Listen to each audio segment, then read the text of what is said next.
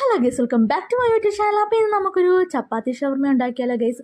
അപ്പോൾ ഇന്ന് ഉച്ചയ്ക്ക് ബീഫായിരുന്നു. അപ്പോൾ ബീഫിൽ നിന്ന് ഞാൻ കുറച്ച് കഷ്ണങ്ങൾ മാറ്റി വെച്ചിട്ടുണ്ടായിരുന്നു കേട്ടോ.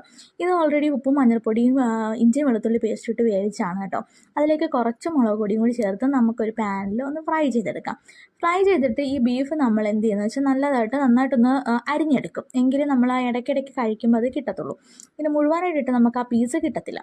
എന്നിട്ട് നന്നായിട്ടൊന്ന് ഫ്രൈ ചെയ്യണം കേട്ടോ. ഫ്രൈ ചെയ്തെടുക്കുന്ന വെച്ചാൽ കറുമുറാന്നിരിക്കുക, ആ ഒരു ഇതിൽ പറഞ്ഞാൽ അപ്പോൾ നല്ല ടേസ്റ്റ് ആയിരിക്കും. ബീഫും ചിക്കനിലും ഏതിൽ വേണമെങ്കിലും നമുക്കിത് ട്രൈ ചെയ്ത് നോക്കാവേ.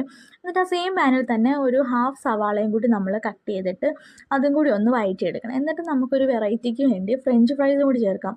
നമ്മുടെ ഉരുളക്കിഴങ്ങ് നീളത്തിൽ അരിഞ്ഞിട്ട് അതിലേക്ക് കുറച്ച് കുരുമുളക് പൊടി ഉപ്പും കൂടി ഇട്ട് അതും കൂടി നന്നായിട്ടൊന്ന് ഫ്രൈ ചെയ്തെടുക്കാം. അപ്പം ഞാൻ കുറച്ചും കൂടി ഓയിൽ ആഡ് ചെയ്യുന്നുണ്ട്. എൻ്റെ ഓയിൽ അതിനകത്ത് കഴിഞ്ഞു.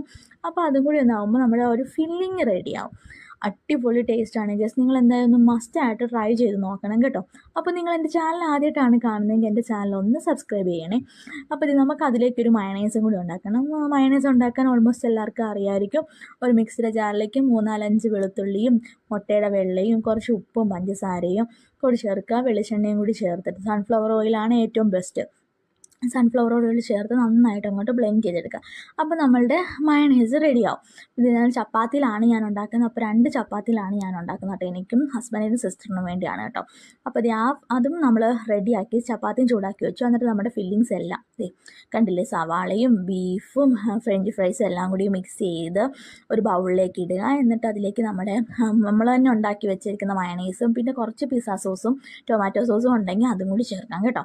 എന്നിട്ട് നന്നായിട്ട് മിക്സ് ചെയ്യണം കേട്ടോ. ഈ മിക്സിങ്ങിലാണ് ഗൈസ് ഇതിൻ്റെ ആ ഒരു ടേസ്റ്റ് ഇരിക്കുന്നത് കേട്ടോ. നന്നായിട്ട് മിക്സ് ചെയ്ത് എല്ലാ ഭാഗത്തും ഈ ഒരു മിക്സ് എത്തുക. എന്നിട്ട് നമ്മളിത് ചപ്പാത്തിയിൽ വെച്ച് റോൾ ചെയ്യുക. അടിപൊളി ടേസ്റ്റാണ്. എനിക്കത് പറഞ്ഞറിയിക്കാൻ പറ്റുന്നില്ല.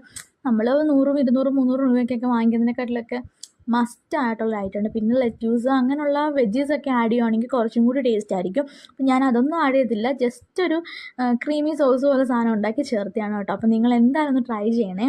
അപ്പം ഞാൻ ഗൈസ് നെയിം ഈറ്റിംഗ് ചലഞ്ച് എന്ന് പറയുന്ന ഒരു ചലഞ്ച് ചെയ്യണമെന്ന് എനിക്കൊരാഗ്രഹം.